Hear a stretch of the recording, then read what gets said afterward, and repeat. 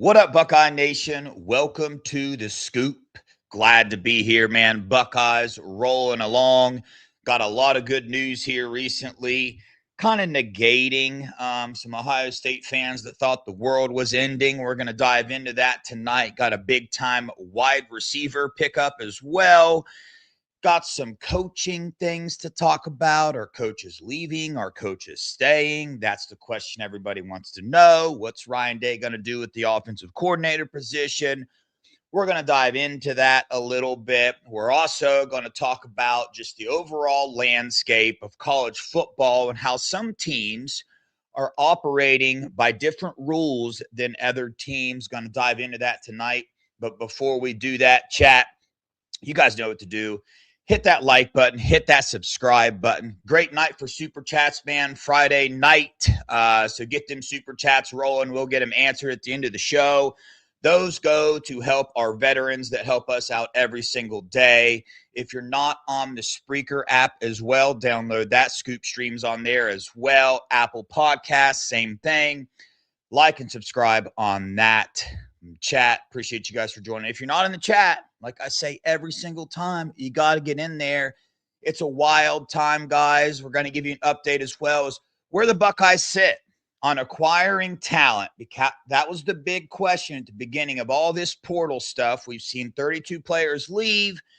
Everybody talking about the Buckeyes have to change their strategy up. That was the big question. Well, where do they sit now? And what changes have they made? But I got to have help talking about all this stuff. You guys are going to be excited. Who's joining me tonight? He's supposed to be with me last night, but he said he got hungry, had to eat a steak. Nevada, what's up, brother?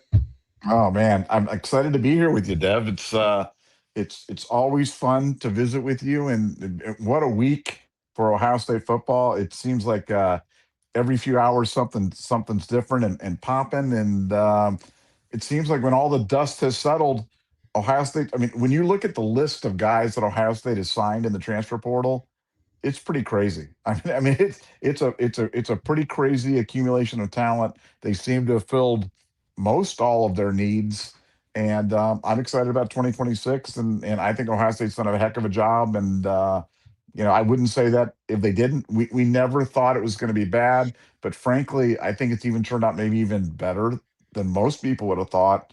And I'm super pleased with where we ended up. And this LSU wide receiver was I won't say the cherry on top of the sundae, but it was certainly a good way to get towards those last bites on the portal. So very excited about what's going on, and it's been a great week. Yeah, I got an interesting stat for you. Took me quite some time to figure this one out. I could be off by a little bit, but the average age of all the players that left the Buckeyes in the portal, 20 and a half years old, the average age of all the players the Buckeyes brought in was almost 22 years old. So they gained about a year and a half of experience from all the players that they brought in compared to who left. But yes, it's a very interesting time. Buckeyes have had some big time pickups. I did a show last night, and since then, two other big additions to this. We're going to go over three of them tonight that I want to dive into. The first one, the LSU wide receiver, Kyle Parker, coming from LSU, runs a 10.89 100-meter dash. He's got 2 years remaining.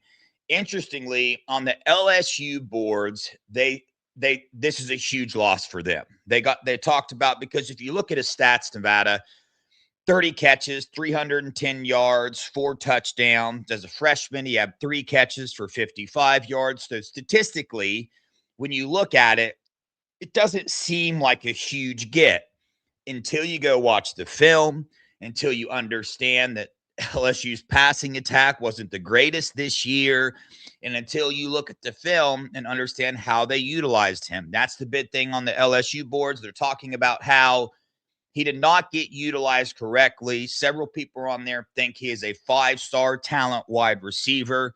Comes out of Texas. He played with the good Texas receiver, Livingston, I believe his last name. Played with him in high school.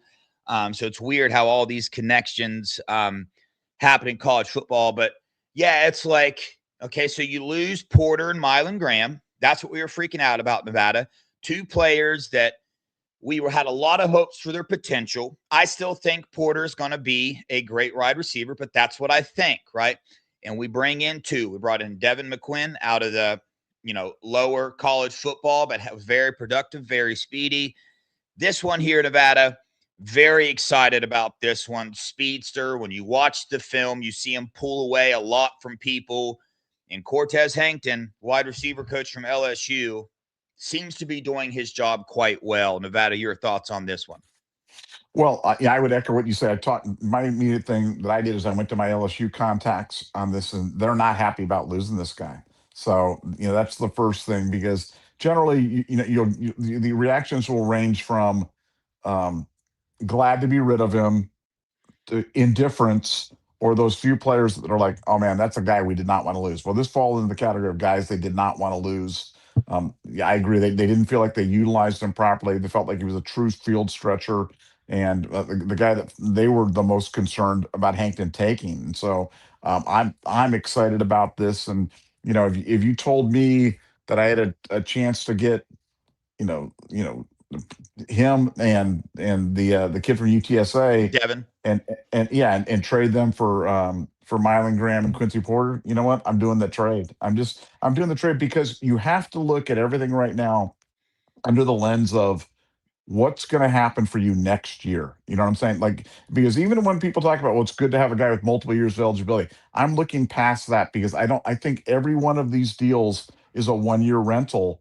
And I'm just looking at it in terms of what helps you win in 2026. Who's going to help you win the most? A guy like this, or an unfinished product, like Porter or Graham. I'm going with these guys. I'm going with guys that have actually played at the college level. It may not always work out, and guys may go on to greatness other places. But I think that we've got to recalibrate the way we evaluate everything now, and in terms of how does it help us next year. And that seems like a crazy way to live, but until they put guide rails on, until they put on restrictions regarding the number of times a guy can transfer, or start enforcing the amount of money that can be paid, or whatever it is, it's 1 year and bust for me. And these two guys help us fill those needs, and really help us be better. And it gives a better chance to win the national championship in 2026. So I'm excited about it. Yeah, it's interesting because this year in recruiting, right, we follow recruiting very closely. And I feel like the only way you would have noticed this difference is if you followed very closely. But the Buckeyes changed up how they even recruited high school players this year, Nevada. They waited. They wanted to see senior evaluations, and I think the Buckeyes finished their class stronger than anybody else in the country. They had a very strong finish. They wanted to see as much film as possible. That was their main goal in high school recruiting. They got some early, but then they waited for more film to get on. Then they made their moves for some big-time players like Jay Timmons. Well, you look what they're doing in the portal now. We lose a lot of young players with the production, and we're bringing in these players that have a lot of film, not some more than others, but in a college aspect, right? LSU plays in the SEC, Alabama, Georgia. I mean, we're taking players that have experience in the game. And it's kind of wild because I remember covering the portal last year in Nevada, and I remember Justice Terry. I'll use him as an example. The offensive lineman we got from West Virginia, one of the things that excited me so much about him was the fact that he had 3 years of eligibility left, right? And I'm like, oh, good pickup, Buckeyes. Way to go, right? 3 years of eligibility. Even look at this LSU wide receiver. He's got 2 years of eligibility left, but I debated on whether even writing that down or even saying it out loud, because it's like, I'm not sure how much that even matters anymore. The game is changing. Times are changing. And the Buckeyes, right, contrary to what a lot of people think, are adjusting better than 99% of the teams in the country. Everything backs that up, from this portal class to our high school recruiting to what we got going on. I'm going to jump ahead because I can't help it. We still have, you know what? No, I'm not. We're going to talk about what else the Buckeyes are doing in this portal. Then I'm going to bring up the point that that piece of evidence that backs up that the Buckeyes are actually operating ahead of the curve, right? Contrary to what some people might lead you to believe here. But Nevada did a show last night. Got the text from Funky that, hey, probably going to get a big surprise in the portal, right? A big pickup that was unexpected. Get off the show. Boom. Dominic Kelly, cornerback out of Georgia, 6'1", 190 pounds, played 8 games for Georgia as a freshman. In those 8 games, had 2 tackles, 3 pass defenses. He's the number 10 corner in the portal. And of course, the other one, 3 years of eligibility left, whether you care about that or not. The Buckeyes lost Bryce West. They lost Aaron Scott. That made me upset, but everybody freaking out about it. Then you go look at what the Buckeyes have brought in here. Brought in Earl Little, Moore, Calhoun. They just brought in Kelly as well. And similar to the LSU wide receiver, go look at the Georgia boards. Nevada, I'm sure you reached out to some Georgia contacts. What did they have to say about losing Dominic Kelly? Well, I almost want to add a fourth category. I said we're glad to be gone with him. We don't care, or it really hurt.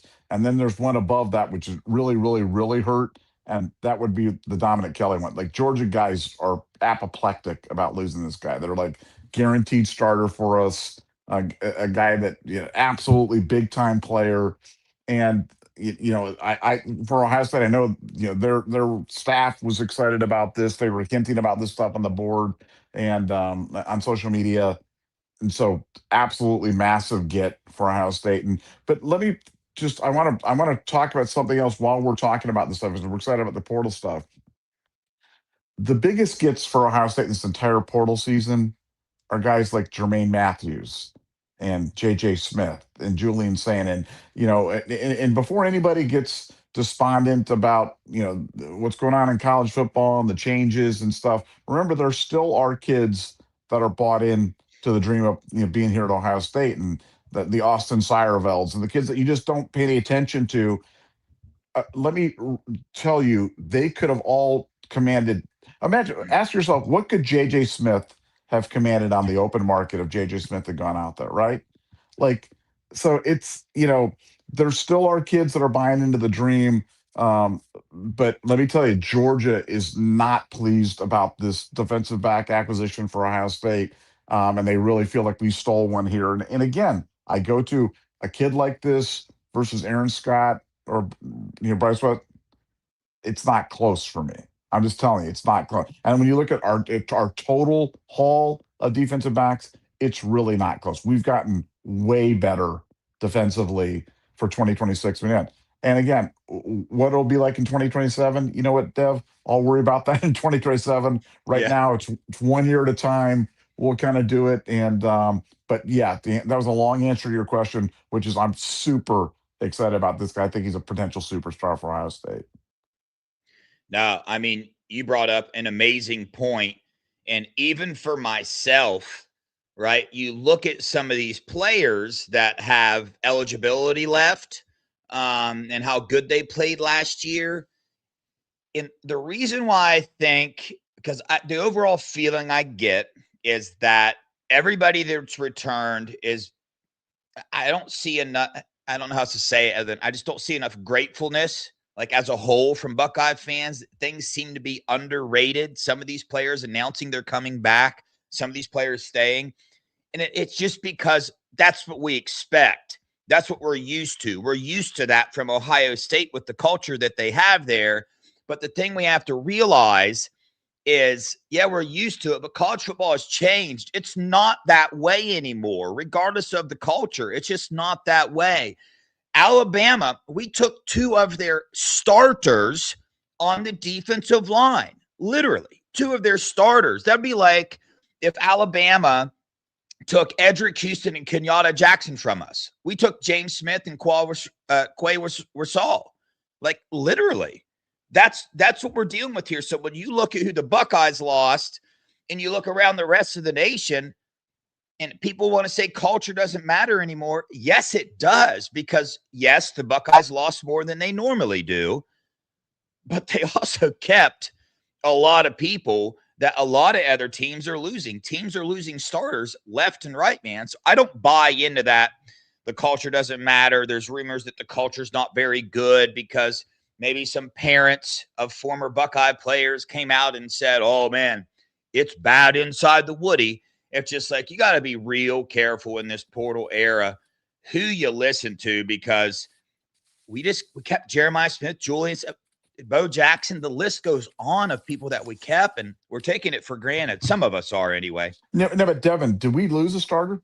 I mean, did we lose a guy that was a current? I mean, the closest would be Tegra, right? I mean, that would be Yep. but I mean, like you said, other teams are losing active starters, like guys that started for them this year and would have started for them next year. And so I think, all things considered, as bad as it's been, I agree with you 100%. I think we've come out of this relatively unscathed, and certainly we're certainly a more veteran team, an older team, a more experienced team, and a better team equipped to run for the 2026 national championship now than we were before portal season. And I think that's inarguable.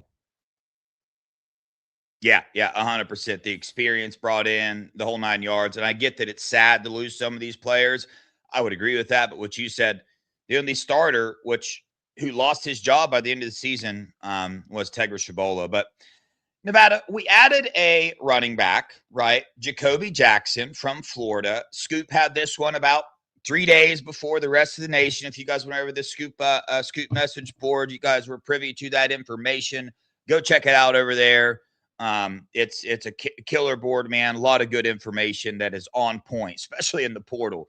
Funky's been on fire. Everybody as a team been on fire. So go check that thing out over there. But Jacoby Jackson, I'm just going to be honest. When we first got him, I wasn't not happy, but I wasn't like ecstatic about it. Like not super, super happy. But Jacoby runs a 4.38 40-yard dash. I believe he's going into his 7th year or his 6th year, something like that, of college football. And a lot of people, just because he was injured last year at Florida, but the year before that averaged 5.4 yards per carry. And there's this feeling going around that he resembles CJ Donaldson.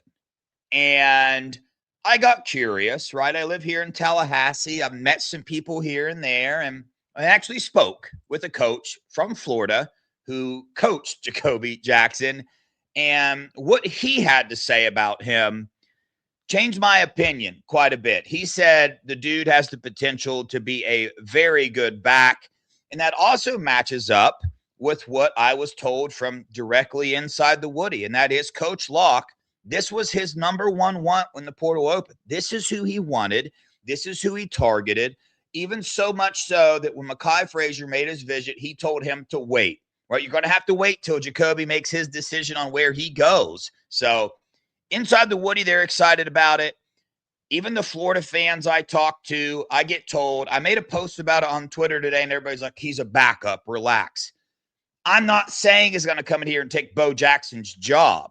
I'm just saying, for those crowd that think Jacoby Jackson is CJ Donaldson-esque, I beg to differ. I strongly beg to differ with you. Yes, everybody has their own opinions. Nobody knows who's right now. We will find out. But I think if Jacoby Jackson stays healthy, that you might want to uptick it above a CJ Donaldson type of back, because he's fast. He's got agility, big bruiser type of goal line type of Quinshon Judkins type of back, man. Yeah, I know. That I went and did it. I shouldn't have said Quinshon, but I'm excited about him. I just am. Nevada, your thoughts? Well, look, first of all, CJ Donaldson, in my opinion, and I was not excited about CJ Donaldson when he came to Ohio State. I just, but I think he found a role. I mean, I think he found a role, and he was a good pass protector. And, obviously, the goal line stuff, the 13-14 personnel was kind of a disaster. But I thought he found a way to contribute. But this guy's not C.J. Donaldson, that's for sure. Now, is he James Peoples? Is he Quinshon Judkins or whatever it is? But I mean, he's that explosive type of back where if he's healthy, he can be a guy that you need a pair and a spare at running back. You need a guy that can come in and give you valuable minutes. And Florida had a heck of a running back room a couple of years ago, and he was right in the mix with those guys and providing valuable minutes. I mean, he was right there in the rotation. He was as good as any of them.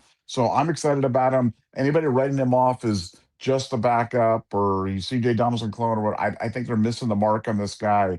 I think being a backup to Bo Jackson isn't exactly a slight, but I think this guy can give you valuable. He can come in and make things happen for you, and I think he's got the explosion to make guys miss and to take it further. CJ Donaldson never would have had. So I'm definitely excited about Jacoby Jackson for sure. Yep, no doubt. Buckeyes rolling in the portal, getting the talent that they need. The next thing floating around Nevada, everybody wants to know, number one, Matt Patricia, is he coming back? Number two, what's up with the offensive coordinator position? Well, I will tell you, defensive coordinator Matt Patricia, as I reported, I don't know how many, 7 days ago now or whatever it is, he's coming back. And the feeling inside the Woody from people that would 100% know this is that right there, is that he is coming back. I got another phone call today about it because, quite frankly, Nevada, I get nervous reporting those things because nobody else is reporting that. Right? Buckeye Scoop is the only one so far.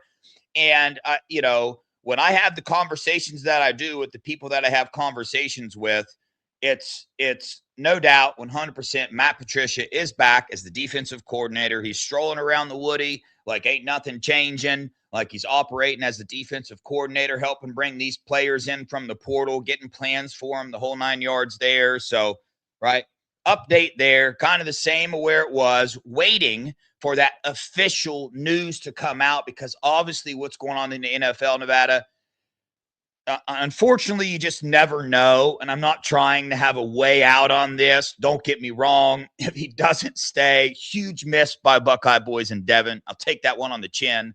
But I mean, I can't get any more positive information than I've gotten already. Matt Patricia is staying as a defensive coordinator. Offensive coordinator, my only information I've got is that Ryan Day is going to the NFL in search for an offensive coordinator. He has no desire to promote from within and call the plays himself. That's the only information I've been given. Nevada, any updates there? Well, first of all, let's stick on the Patricia thing. The Patricia thing is massive news, and I agree with you. We're the only ones that are reporting it, and so if it's right, but Scoop had it first, and if we're wrong, that was the Buckeye boys in Devon, and so you can feel free to now. Like I'm telling, I'm going on record. I think you got this one. I really think you got this because generally I would hear something in the agent community of stuff like that was out there, and I just have not heard anything that would lead me to believe these leaves. I absolutely believe you got this. Everybody that I've talked to believe he's coming back as well. And I think people, everybody's afraid to stick their necks out. We certainly are not. We will stick if we have good information, and that's why we have it first, and that's why you guys tune into this. Patricia coming back, I'll be right there with you, and I'll own that one because I definitely think that's happening. As for the offensive coordinator thing, I agree with you. I have heard since day one that there's no plan for Ryan to continue to call play. That was something that was taken away from him. Under it was an agreement that he would not be the play caller and he would be more of the CEO type of thing. And look, they won a national championship by bringing in a Chip Kelly. So, the only thing that you can be looking to is who's it going to be, where it's going to be, where's it going to be from.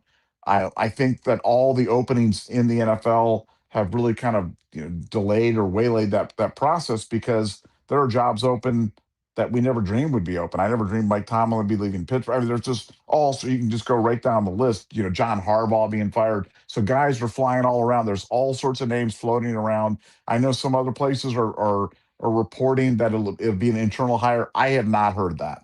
I have not heard it, and that would be borderline shocking to me if that were to take case.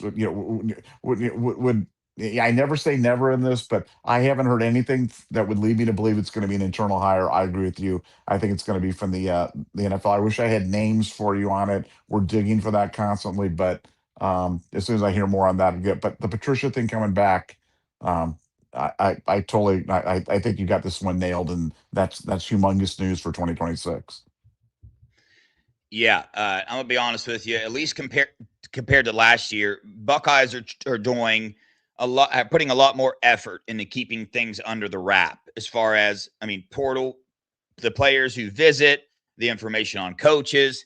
They're trying to keep that stuff locked down pretty good. And to be honest with you, the vibe that I am getting is a lot of people are just kind of assuming that they're hiring within because of the length of time that it is taking. And to be honest with you, I eliminate that from my thought. There's nothing about how long it is taking Ryan Day because I don't see it's not hurting the portal recruiting. All the staff's there, all the position coaches are there. So why would Ryan Day have to rush? What would his rush be here for that to make it? So I think that's the biggest piece of evidence that people have, right? I've spoken with nobody inside, players, whatever you want to say there, that has indicated that somebody from within, but I guess you never know. Nevada, do you think the amount of time it's taking to announce or whatever, announce the decision for the offensive coordinator, do you think that leads interior at all, or is there a rush here at all, or what is it? To me, I take it exactly the opposite. I think if it was going to be an internal hire, it would have been named. You know what I'm saying? Like, if you got the person interior, why would you delay? You just name the person. So I think it follows a narrative that much more aligns with it's coming from the NFL. And from talking to agents in the NFL coaching thing in the right now is just an absolute circus. The things are on, staffs are on fire, guys are either renegotiating or on their way out or looking at new jobs. So there's unprecedented turmoil in the NFL ranks right now, and I think that to me is more consistent with an Ohio State offensive coordinator search that hasn't been filled here in mid to late January, much more so than if it was going to be an internal hire. Yeah. The last thing I want to bring up here, this will be my third time talking about it, but this last thing I want to bring up, Nevada, I'm glad you're here with me, right, to talk through this here, because I'm actually stunned that this isn't being reported more. I'm stunned that so many people don't know this. I'm stunned I was ignorant to this as long as I was, and it's kind of blowing my mind. So let me see if I can communicate this clearly. But you have teams that are operating in a manner, right, that looks like it's different from the way Ohio State is operating, right? Now, what that is, it's the amount of money that they are spending. And you ask yourself, we've heard Ross Bjork come out and say, hey, the CSC, the College Sports Commission, has put rules in place. Any third-party nil-deal over $600 has to get reported to the CSC. If you do not report that, the player will be ineligible or your coach will be suspended, right? So they put this in place to try to help organize, cause less chaos with the portal, because everybody is screaming something needs to be done. Well, the NCAA created the CSC, and they have attempted to do that. The problem is they are not up and running yet. No staff to go through and make sure the teams are following these rules. But there's a second problem, Nevada, that is just blowing my mind, that is not being talked about more, and that people just aren't up in arms about a little bit more. And it is this right here. It's that when the CSC, right, came to be, they put out contracts to all these schools, and the CSC is part of the revenue sharing, right? So if you want to be part of the revenue sharing, they put this CSC contract in front of you and say, boom, here it is. Well, you have teams like Ohio State, you have teams like Georgia, you have teams like Alabama that signed it, meaning they are held accountable for those rules, right? They have to do those things. And Ross Bjork came out and said, hey, we're following these rules. We are having integrity with it, right? The wild thing is, the crazy thing is, I've always wondered, well, how in the heck? I understand there's no staff, but still, there's some teams taking big risks here for 2 years down the road. When there is staff, they're going to come back. They're going to get busted for all this stuff. Well, what I did not know was that not every team has signed the CSC agreement. So not every team is even held to those rules because they did not sign the contract. Matter of fact, some teams are going around and trying to promote other teams not to sign this agreement. You'll never guess who two of the teams are that have not signed the CSC agreement, according to the information that I have done, right? And I can't look out and see if this is verified because, like I said, nobody's reporting on this. And it makes me feel like I'm wrong, but I don't believe that I am. But Texas Tech is a school that is not held to these standards, meaning they don't have to turn in any deals over 600. They can do whatever they want. They haven't signed anything. You know the other school in Nevada? Miami. Miami is the other school that has not signed this deal. And you look at things like Darian Mensah, the Duke quarterback, just entered the portal today. He's got an $8 million nil deal signed with Duke, where they essentially have all his NIL rights. And somehow Miami has convinced him to get in the portal, reportedly for a $10 million NIL deal.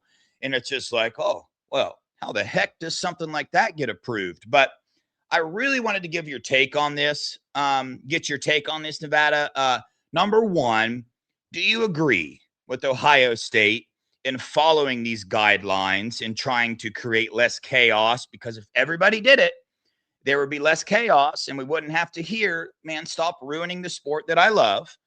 And also your take on other teams not signing this and kind of quite literally operating on a completely different set of rules than the rest of the nation. Well, one, as you said, we don't know exactly the details on this, so everything we'll do will cloak under the category of hypothetical. But do I like Ohio State following the rules? I do. I mean, I do. I think in times like this, there needs to be leadership, and I think Ohio State is the leader of college football right now. And to me, when I hear that a school like Texas Tech in the Big 12 is flaunting the rules, I'm like, hey, that's great. And you may have your moment of glory now, which I don't know. They got unceremoniously run in the playoffs during the first one. So a lot of good that it did them. But, I think the future of this is the super conferences. I think it's, the Big Ten and the SEC, 48, 24 and 24, 48 schools competing for the national championship. And if you're a school like Texas Tech that has flaunted the rules in the past, that has kind of thumbed their nose at this stuff, maybe you get left out. Maybe you don't get invited to the party. And so for me, I think I think it's imperative that Ohio State take a leadership position on this stuff. I look at where we are in the football. Do I feel like we are being disadvantaged by this, or that we haven't been able to accumulate talent? I think we have the most talented team in college football heading into 2026. I think we'll be the preseason number one. And so for all the hand wringing and for all the skirting of the rules and buying this quarterback and buying that guy and doing this, we're right where we should be, and we're doing it the right way. And does that make me feel good? But it's not just about feeling good. It's about, do I think that's important for college football? I think it's important for college football for the leaders and the best to be the one that leads, that follows the rules and does it the right way, because there eventually will be rules in play. I promise you that will be the case. I know people just think it's going to be the Wild West forever, and it's not. We're going through a market interruption right now. And when that happens, it seems like it's never going to get fixed. Things are never going to, there's always going to be chaos. And that's not the way the world works. It's going to calm down. There's going to be guide rails. There'll either be a collective bargaining agreement made, with the players, as they unionize, or there'll be limited antitrust exemption granted to college football. But either way, you're going to get some guide rails. And when you do, you're not going to want to be the one that was coloring outside the line for all these years. So I like Ohio State's position on it. I don't think we're being disadvantaged by it. I think we're continuing to chug along. So for me, I like what we're doing, and I like the way that we're doing it. Yeah, it's kind of wild that you can see it's. I don't think it's a question whether some teams are following different guidelines than other, right, Nevada? We don't question that. We know, right? Is it obvious? Would you agree with that? Some teams are following different guidelines than other teams. Sorry, he didn't expect me to ask him a question. He's looking for the unmute button. I was looking for the unmute. I'm like, where's the unmute button? No, So what was the exact question? The question is, do I think that So people are following different rules? Yes, yeah, people are isn't following. isn't it pretty obvious? Yeah, it's pretty obvious that people are following different rules, but not so much the case that I think that they've been able to skirt the rules to realize a significant competitive advantage over the Buckeyes. Because frankly, the only team that I care about is Ohio State football, and then everybody else. You know what I'm saying? And so if we're to the point where I feel like Ohio State football is falling behind because of rules followed or rules skirted or whatever it is, then I'll be the first one yelling. But I think we've been able to navigate this pretty well so far. So yes, but I do think people are playing by different rules for sure. Yeah, and that's the point I wanted to make is that you see teams like Texas Tech and Miami just kind of operating differently with how they do things. And you see a lot of fans calling for Ohio State to operate in that manner. Yet somehow Ohio State has the number 3 portal high school class combined, number 3 in the nation, right?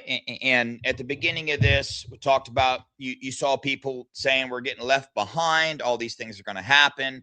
I get where the fear came from. I understand that. But like we've been saying, like we've been telling you the whole time, you have to be patient. Let this coaching staff cook. Let them do what they're doing because they want to win just as bad, if not more, than we do. That's not. Do you think Ryan Day and all this coaching staff would put up with what they put up with if they weren't competitive and didn't want to win football? These guys want to win. And I think they're doing a phenomenal job at it. And Nevada, I'm 100% on board with you. I think the most talented team coming into this 2026 season. And I'm excited to watch what these Buckeyes do. Ready for some offensive coordinator to get hired. Ready to see if the Buckeyes make another big splash in the portal because they're pulling out all the stops, man. They are not afraid to go chasing some players. But midnight tonight, we'll know everybody that's officially in the portal. Well, but you remember you've got Indiana and Miami that are going to Yep. be there's and so let me just reiterate this for everybody, maybe people that have listened to this. Every team is being affected by this. I know you, as an Ohio State fan, you feel like it's just Ohio State. Everybody is losing players. 30% of the players in college football are in the portal. So every team is going through the exact same things. It's just a question of who you're adding. And as you said, Ohio State's got the adjusted number 2 class or number 3 recruiting class or number 3. 2. So I mean we're right there with the best of the best in terms of doing it. And just any objective measure, you just look at what we lost relative to what we gained, and just look at that and say, are we better off now to make a run at 2026 than we were beyond? I think the answer is unquestionably yes. Yeah, we lost 32 to the portal, picked up 16 out of the portal, bringing in a 28-man class. Also, the new roster limit at 105 now, so that has changed some things. So Buckeyes are in a real good spot, man, and excited to get this thing going. Let's dive into these super chats. Nevada, do you have anything else before we dive into these super chats? No, I just want to say, Dev, I'm proud of you and I'm proud of the site for the way that we've kind of navigated through this. We've been preaching optimism and that we'd figure this out, and there were a lot of other places that just literally like lost their minds during this. And I'd be embarrassed listening to some of these podcasts where these people were literally like sobbing on the air about Ohio State. And, we need to march on Ross Bjork's office and, the sad panda and we're being left behind. And those guys should be embarrassed, but I'm proud of you for the way that we handle this. And that was good stuff. Yeah, dude, I'm thrilled to have this opportunity in Nevada. It's awesome being a part of this with you and Funky and B and great people. I've learned a lot, man. I've kind of before, right, when I started watching Scoop, right, because I used to be a moderator in the chat. Pretty wild story. I should tell it one day, but I was that fan, Nevada. I was that fan that would flip out. And I know you still see glimpses of it. You're in the group chat. You see my responses sometimes. But seriously, listening to you, listen to other people on the board, have this approach of patience. The Block O is bigger than all of this craziness you got going on. It's just the facts. I mean, it's just the truth. It is. I mean, look what we're at now. I think almost everybody would say we're better off now than right, where we were if we would have kept all those 32 players. Would you rather have all the 32 players we lost or all 16 portal pickups? Chat, what would you rather have? All 32 back that we lost, and you can't have any of the 16, or all 16 that we picked up? Do you like the trade? Do you think we're better off? But yeah, Nevada. Yeah, it's not close. And frankly, the only thing that could have made us better for 2026 would have been if we could have convinced some of those guys not to go to the NFL. But that was always going to happen, and that was independent of this. But I'm glad the guys we got back, the Kenyatta Jacksons and the Jermaine Matthews and the Carson Hinsmans, the guys that might have been kind of the Austin Sirevels, guys that might have been on the fence, to get those guys back, enormous for 2026. Yeah, no doubt. See, a lot of people in the chat are agreeing as well. The 16 that we got. I mean, yeah, if we want to win next year, it's the 16. Is Fahim Delane going to be a star one day at LSU? Probably. Is he going to be a star next year? It's 50-50, man. Is Earl Little Jr. and Terry Moore going to be productive next year? It's a 90% chance that they will be very productive next year. But dive into these super chats, chat. Steely, thank you so much for the $1.99, brother. Welcome back, Nova Scotia Buck. Who's he talking about? Who's Nova Scotia Buck? Yeah, no, I'm still up in Nova Scotia right now. Oh yeah, we've got the semifinals for the Worlds are tomorrow afternoon at 4:00 Nova Scotia time. There'll be 3 p.m. If anybody's watching, you want something to watch at 3 p.m. Eastern on the NHL Network. It's watch Team USA. We're playing Sweden tomorrow, and you can root on baby girl Nevadabuck and the USA team, and hopefully they continue on. And then the gold medal game is Sunday night at 6:30 p.m. Eastern, and that's going to be against Canada if we get there for the gold. So that's going to be wild. 3 p.m. Eastern Standard Time on the NHL Network, correct? Correct. That is correct. If you are watching this show, you better be there. We got to do that. My main concern I have now is how to interview the record-breaking hockey player, your daughter. So I'll talk to you about that. See if we can't get a star on the show. We like interviewing stars. I doubt it happens, but we'll give it a try. Ernie, thanks for the $1.99, brother. You're always supporting, dude. We appreciate it a lot. Does the portal reset how much freshmen get paid? Interesting topic, Nevada. I'll let you take this one first.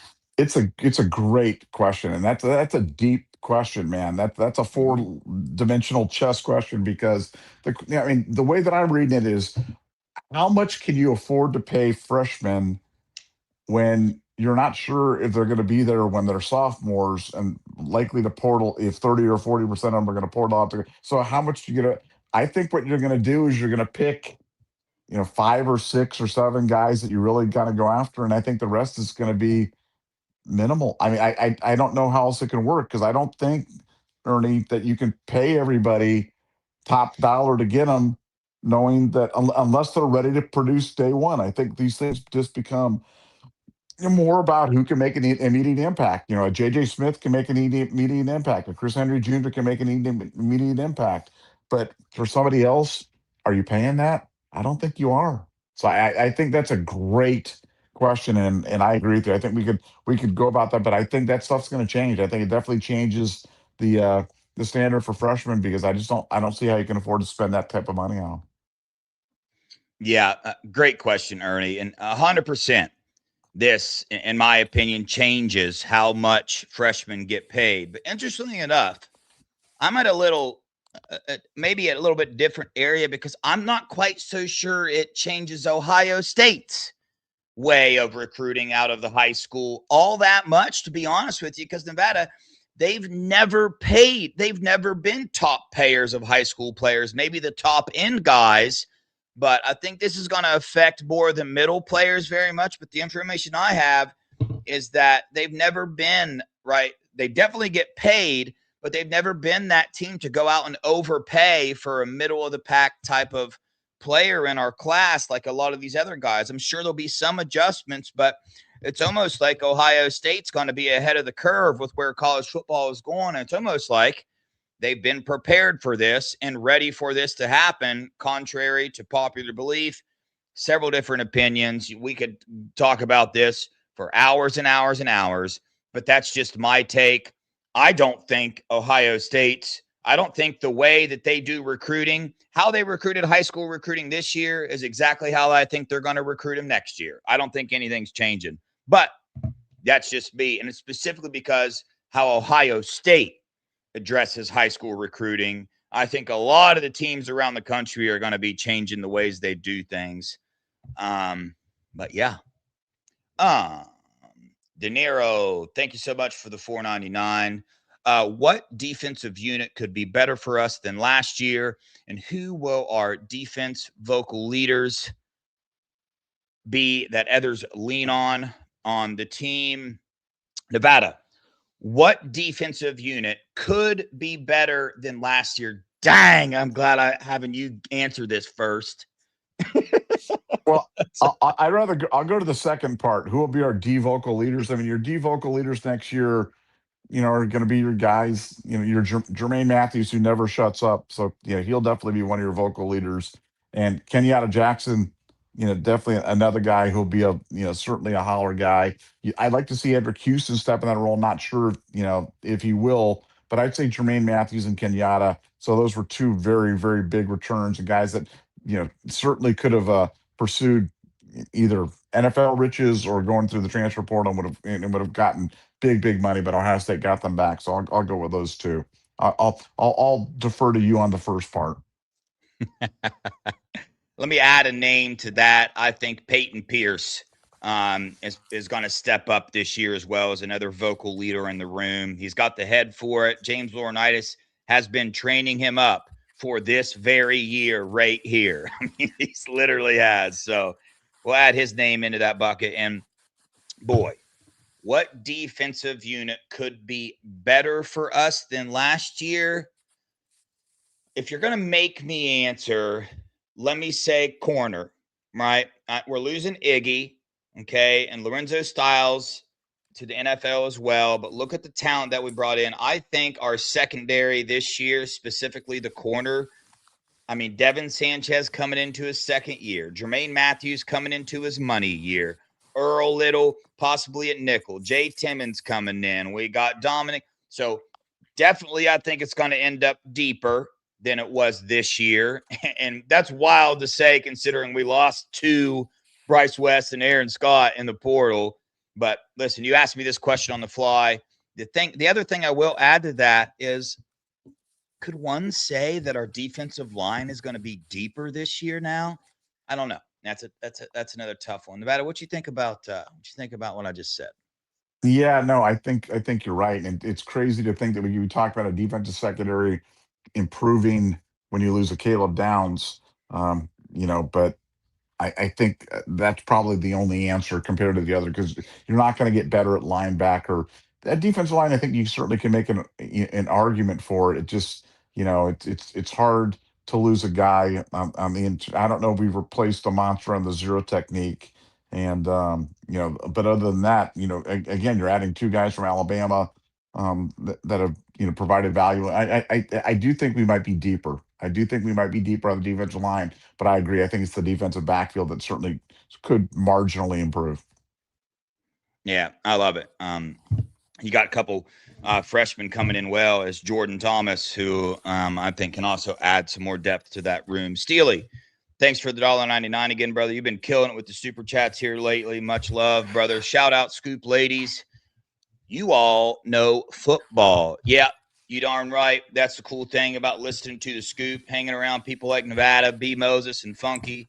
You learn a thing or two. I have most certainly learned a lot. That's what I love about doing this show, man, is I want to be a smarter, better football fan. I don't want to be just your yell at the TV, emotion-filled, right? I want to be able to state facts about why I think something. I want to be able to state facts about my feelings. That's just the type of person I am. And, hopefully I add a little bit of giving some information as well, but I learned things from the chat too. Nevada? Well, yeah, and I think that's why it's important too that we have a PG chat. Every other word isn't blank this or blank that or curse word there. We want to have women be comfortable listening to the show. We want to have kids be comfortable listening to the show because we want it to be a family show. And I agree with you. Our goal is to make you guys smarter, better fans that aren't just going out there and being the least common denominator and just like you said, just yelling at the moon. We want to fill you with facts and we'll tell you what's going on and you guys can make your own judgments. But we got a very, very smart group of people here, but we're really excited about our ladies and the kids that listen to the show because we like it to be a family show and we're proud of that. I got a couple more super chats, but I want to remind you guys, 1,500 of you in here, hit that like button for us. Hit the subscribe button as well if you haven't already. That helps us out a lot more than what you know. Will the Thrill, thanks for the $4.99. Number 3, combined ranking between the portal and recruiting. Believe Scoop when they tell you to chill. If you smell what the Scoop is cooking. Nevada OH. I-O. Yeah. Like we said in the show, number 3 combined. Ohio State's talent acquisition strategy is working. And they're not done yet. By the way, portal closes at midnight tonight. That is only for players to enter the portal. And as Nevada stated earlier, that does not include Miami and Indiana. They have, I believe, 3 or 5 days after the game to enter the portal. But poor Miami, they're at a little bit of a disadvantage. Can't tell with Indiana, they're killing it in the portal. But they also had the 30th ranked recruiting class. But anyway, yeah. So Ohio State just fine. Nevada, what you got to add to that? Well, yeah, no, it's we'll tell you if things are bad, if things are amiss, if things are wrong, if things are askew. I promise you, Scoop will have it first. But yeah, we told you to chill and hope we've been validated on that. We're a better team, unquestionably, for having gone through this portal experience. Weeded out some of the guys, freed up some salary, spent it on 16 guys that can really help us in 2026, and that's the name of the game for college football today. Yeah, no doubt. Jen Harris, thank you so much for the $5. Just wanted to send the super chat. Keep up the good work. Hey, appreciate you. $5 goes a long way with super chats. Goes to the Pay It Forward Fund to help out veterans. Just in our group chat the other day, we got a veterans email address and in the process of hooking them up right now. Nevada, anything to add to that? No, we appreciate just all of our great members here and just all your generosity, your great questions. This show's nothing without the questions. If we don't have questions, this is just Devin and I shouting at each other. And I love this. The questions is my favorite part of the show. So just thank you so much for taking your time and dialing up a question. And so glad you're here. Oh yeah, the chat makes the show for sure. I had an awesome show last night in Nevada. They had like 28 super chats and put the link in the chat. Had some people from the chat on. Got to meet a couple of them. So yeah, without you guys, there's no show. Without you guys, it's just our text thread back and forth. So Johnny, thanks for the $4.99. Show Tanker. 61 degrees Fahrenheit in Key West. We're freezing. Yeah, I feel you. It's cold here in Tallahassee too. It's like 58 today. Bucks will be good next year. Don't worry. Here is Tinker. She's becoming almost as popular as Cujo. Nevada, do you remember who Cujo was? I do remember Cujo the raccoon, and Yeah. yeah, Tinker is definitely nothing better than dogs. I've been thinking lately, Nope. and all kidding aside, that I may do like a senior dog sanctuary or something like that for senior dog. I'm serious because I feel really bad about the seniors, and I know the puppies always you know get adopted, but the seniors, man, I feel bad for the seniors, and I have the seniors at home, but I think I'm gonna get more because I love those senior dogs. Yeah. I have a serious soft spot for all animals, but especially dogs. This is alleged, but, one could say allegedly, I've been in trouble with law enforcement a couple times over dogs, people mistreating dogs and stuff. I bleep out. I can't handle it. As you can tell, this little angel is as spoiled as all get out. She looks at me. I just crumble. I try to tell her no, doesn't work. I'm not a good dad. I'm not a good dad. All right, Weak, Sean. weak. Yeah. Just weak, man. Just weak. Whooper. Sean, thanks for the $5.